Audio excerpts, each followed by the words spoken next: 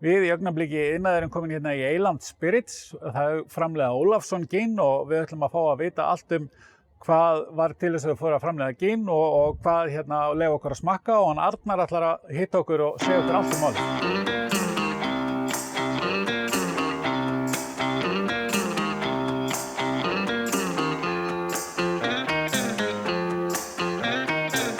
Arnar Jón Agnarsson, framkvæmdastjóri Eyland Spirits og framleiðandi Ólafsson gin. Velkomin í augnablikið iðnaði. Já, takk bara kærlega fyrir að koma í heimsókn, gaman að fá okkur. Heyrðu, þetta nú glæsilega aðstæða sem við erum í og mjög svona spennandi fyrir sérstaklega svona gin áhuga fólk að koma og fá að sjá setup hjá okkur og þessa glæsilegu vöru. En áður fyrir maður að ræða ginið og hvað kom til, þá verðum við aðeins svona að fá að vita manninn, Arnar Jón Agnarsson. Hvað geturðu sagt mér kappan? Já, hvað hefur langan tíma? Sko? Hversu djúpt viltu fara? Það er spurningin. Tökum svona smá skrens á þessu. Ég kemur upphaflega frá Vestmannaeyjum, þannig að ég get kallað mig Eyjapeyja. Okay. En ég verið komin fljótt upp á land og er nú búin að vera upp á landi síðan ég var 7 ára. Ég ætlum ekki að segja hversu lengi, þá veistu hvað ég er gamall. Já. En ég er bara, þú veist, tiltölulega venjulegur maður. Hann gerði hefðbundna hluti. Maður fór í menntaskóla og háskóla en það er kannski eitt svona sem hefur verið pínu óvenjulegt við mig að ég hefur verið dálítið svona heppinn. Eftir að ég kláraði háskólann þá fór ég nú er gamall handboltamaður. Okay. Þannig að ég fór svona tiltölulega fljótlega eftir það í atvinnumennsku í handbolta. Svo þegar ég kom heim þá er ég búinn að vera í veiðibransanum í dálítið langan tíma. Okay. Að leigja ár og gæta á svona og svo er ég komin í áfengið og ég hef alltaf sagt að ég vilji vinna við áhugamálin. Sko. Já, þannig að ég er komin með golfstellu þannig að ég spáði í næsta að ég verið atvinnumaður í golfi. Sko. Já, það hlýtur að vera. Það kemur í ljós. Ég sé alveg strax einhvern svona smá tengingu í veiðiferðir og svo í eitthvað svona betra áfengi. Já, það vil oft svona fylgjast aðeins að það er verið að fá sér 1, 2, 3, 4, 5 og hversu lengi sem það telja. En það er nú reyndar varan sem slík og það sem við erum að gera í dag, það tengist reyndar veiði. Já, einmitt. Hver er bara hugmyndina á bakvið framleiðsluna á þessu og okkur gin og... Já, það var nú þannig að eins sem oftar þá var ég að gæta hóp góðra manna og eins og þú sagði réttilega áðan að það fylgir þessu oft 2-3 bjórar og við sátum að fallegu júlíkvöldi í Laxá á Ásum. Já. Sem að ég var þá leigutakinn af og vorum að ræða svona við skulum segja umræðan hafi verið dýpri og dýpri eftir því sem leið á kvöldið eins og oft vill gerast og þá kom upp svona umræða hvað hægt væri að gera sem væri íslenskt og væri gaman að flytja út. Okay. Ég fór að tala að við værum alltaf að flytja óbúslega mikið inn en ekki eins mikið út, það væri aðalega bara fiskurinn og það væri gaman að geta náð einhvers konar vöru sem að gæti hlotið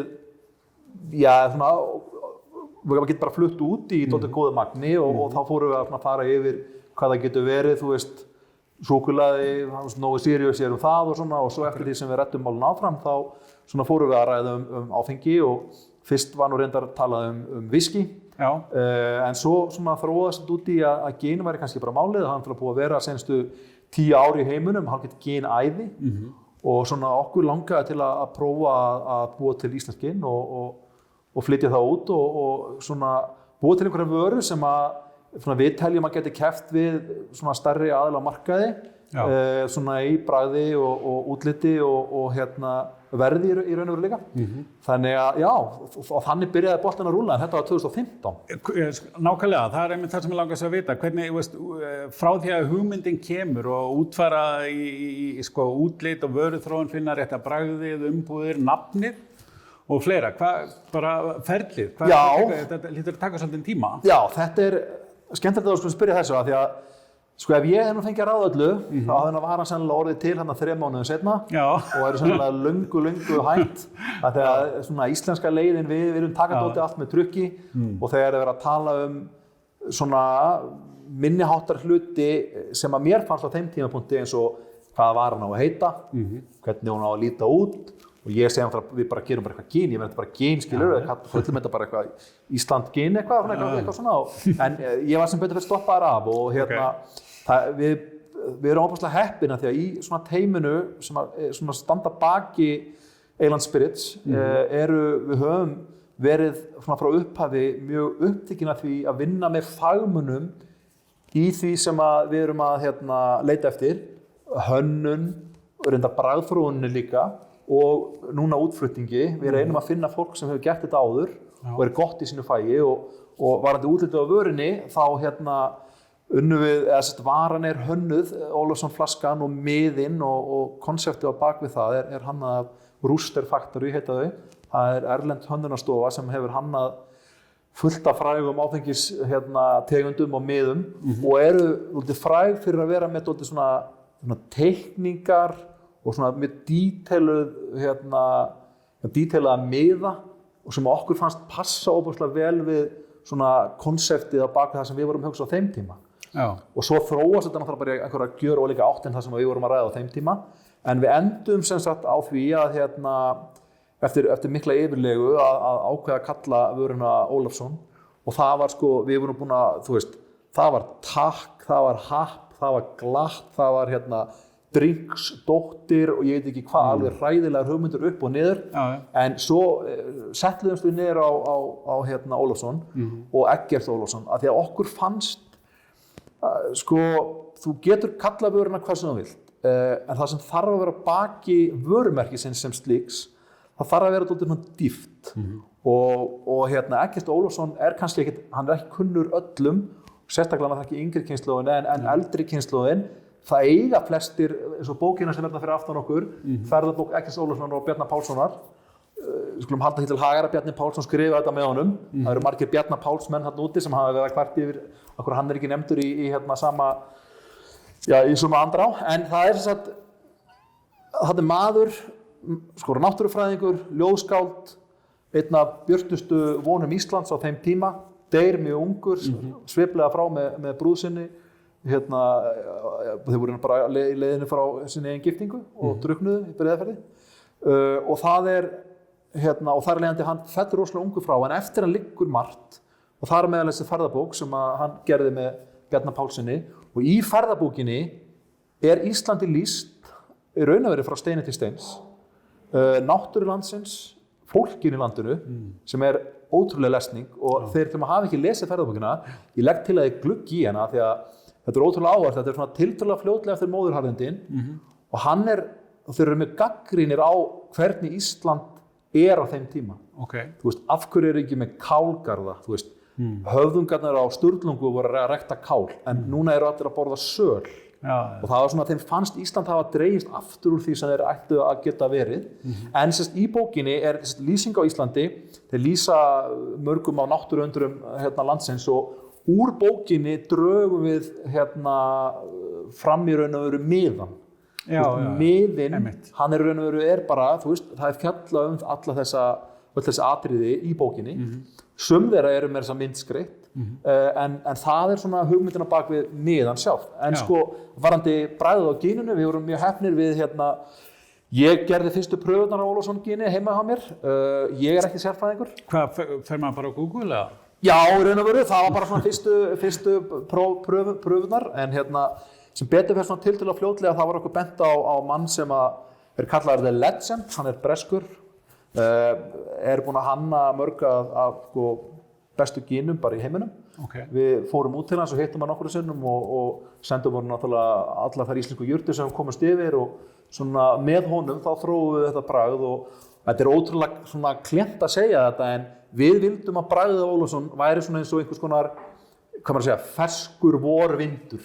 Þú veist, það geta allir sagt þetta og þetta hljómar með kjánalega, en það samt svona yfir tónninn sem eins og íslenska jurtir, sem bragðið sem þú finnur í restina. Það svona ferskt, létt og það svona lætu langað til að drekka meira, sem er gott ef þú ert að selja áfengi. Já, akkurat. Þannig að það svona í löngu máli, hugmyndina bak við þetta. En hvað myndir halda að væri svona kannski sérstæða vörunar að þínu mati?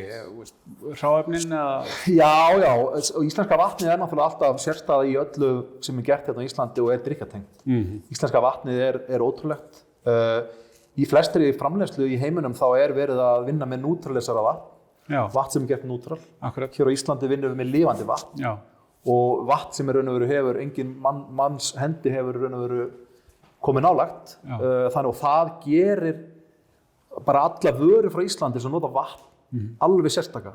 Það munnfyllið af vöru sem með íslensku vatni versus sem með erlendu vatni, hún dálítið öðruvísi. Það meira líf í íslenska vatninu.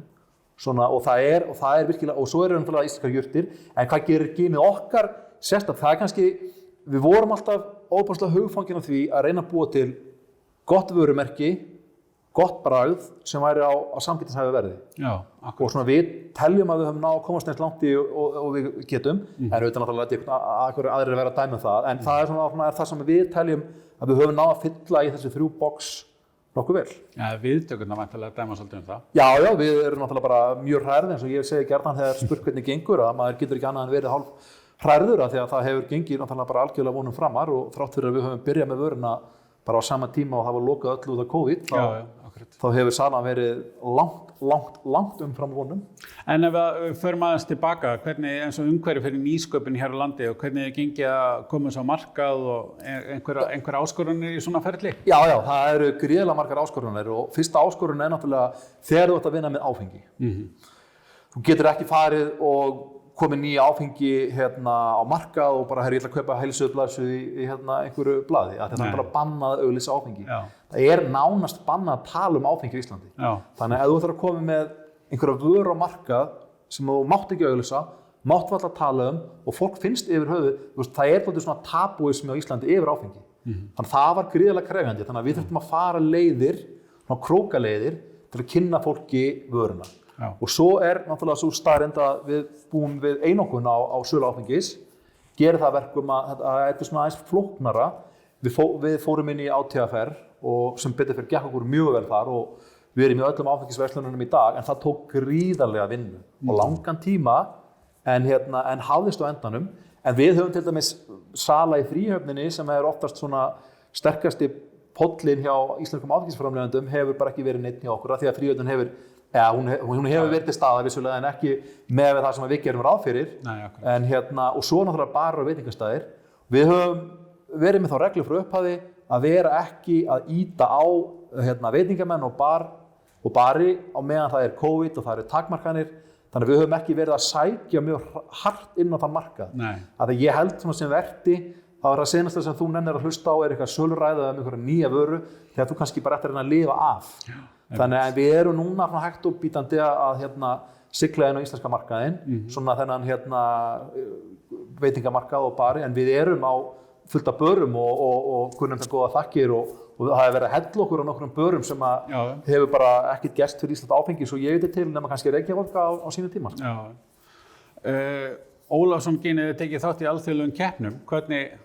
Já, þetta nú hluti af því að okkar endamarkmið við ætlum að reyna að flytja út Ólafsson, eins og ég sagði svo sem í byrjun. Og í miklu mæli, náttúrulega, eins og það reyndar náttúrulega draumur allra áfengisframleiðenda að heimurinn taki vörniðinni opnum örmum og móki úr hillunum. En hluti af því ferli og líka hluti af því að erlendir aðilar fái staðfestingu á því að varan sé góð, það þarf í raun að vera að taka þátt í keppnum. En þessar keppnir eru ólíkar og það eru margar. Við völdum þessar keppnir sem hafa mesta vigt, flestir taka þátt í og það verður að vera blind prófun. Einmitt, hvernig fer svona fram bara fyrir það? Já, það sem sagt þú sendir vörniðina í keppni, þú velur keppnina og reyndar að þegar maður svo barnalegur, þetta náttúrulega með allar keppnir, Óskarsverðlaunin, Grammy, hvað þetta heitir, þú þarft að senda vörniðina inn og bara sækjum að taka þátt í keppninni. Og það kostar kannski 100 eurur eða eitthvað. Maður alltaf áður maður fór að velta þessu fyrir, þá hélt maður að fólk myndi koma, þú verður að taka þátt í keppninni maður, komdu með vöruna. En þannig bara virkar það ekki og það er sama með, eins og ég segi, með kvikmyndir og tónlist og allt þetta.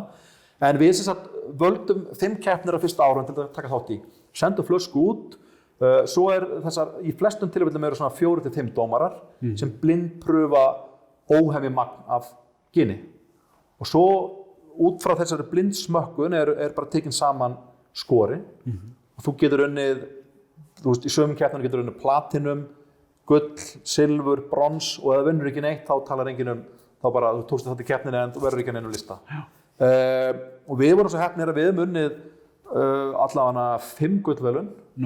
Við höfum unnið platinumverðlaun fyrir pökkun Svo hefur við unnið 2 silfurverðlaun en við tölum ekkert þau. Nei.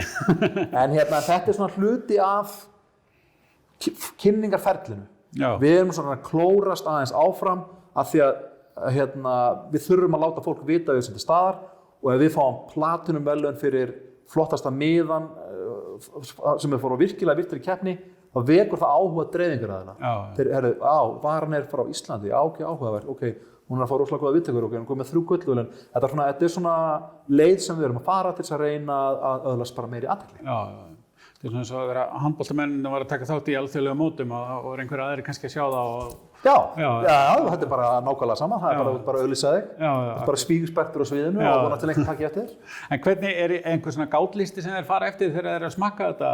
Það eru umbúðir, bragð og... Já, nei, það er ekki umbúðir, þetta er bara bragð og þú er raun og veru sækir eftir hvernig gin þú ert með. Þú getur verið með London Dry, þú getur verið með einhvers konar svona slow gin, þú getur verið með premium gin, þú getur verið með super premium gin og svo er eitthvað sem heitir, super premium gin. Okay. Þetta eru bara svona mismunandi flokkar og það er verið að dæma þig út frá öðrum í þessum flokki. Þannig að þú dæmdur með aljafningja.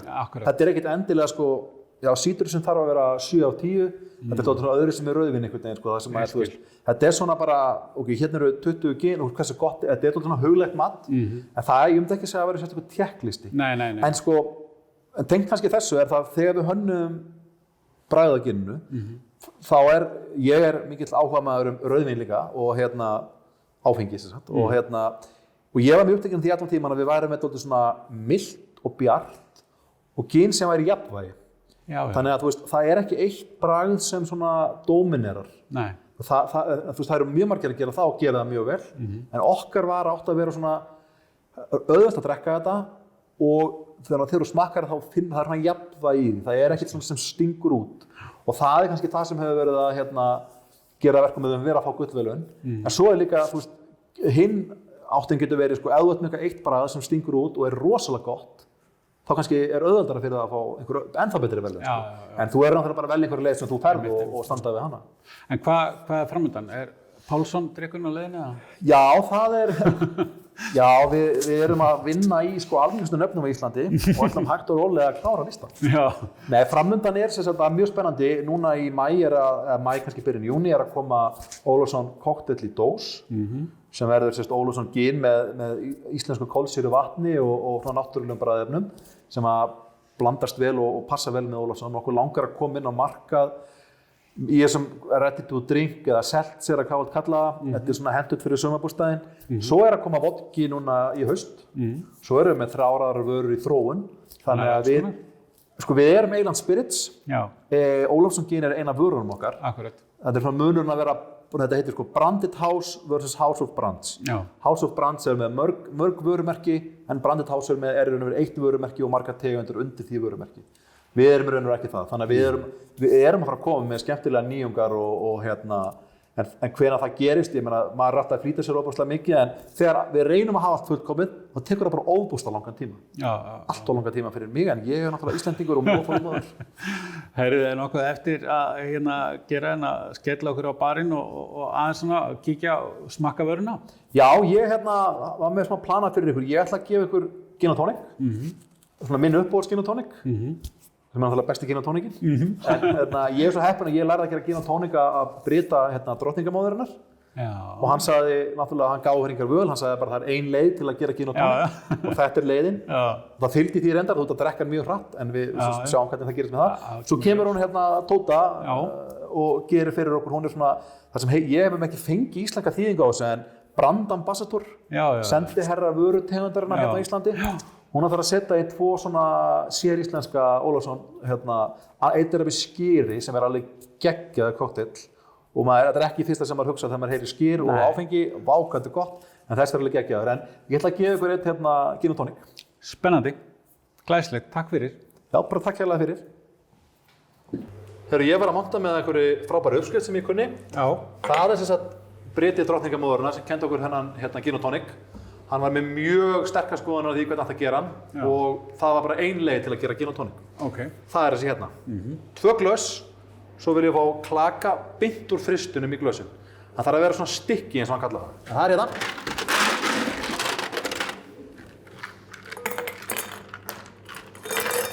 svona. Þessa.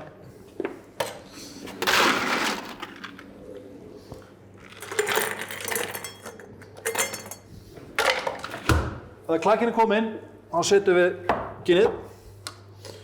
Ég vil hafa einfaldan og aðeins minna tónik, af því þá fáum við svo frábært jafnvægi. En ástæðan fyrir að við setjum ginið núna er til að við viljum að ginið hjúpi klakana, þá brána þær aðeins hægar. Svo er tónik, það þarf að hvellhella því, ekki svona, þetta er bara að hvolfa flöskunni. Þá þarf maður ekkert að hræra. Nei. Svo er það hinn hérna. Svo mikið list hvernig átt að stoppa. Þannig að beði aðeins svo lengi með þessu. Glæsileg flaska, við erum að leyfa henni að vera með. Endilega. Svo er ég með greip. Þetta greip passar óbúslega vel með Ólafsson. Það er svona einhver smá biturleiki sem kemur, sem að virkar óbúslega vel með ginn. En ég held að sé bara spurningum að skála bara og smakka þetta og áttu hvernig hann hafi verið haft rétt fyrir sér. Já. Hvað þykir þessu? Klárlega, ljómandi. Það er þá bara spurning hvernig við fáum okkur einn viðbót síðan. Já.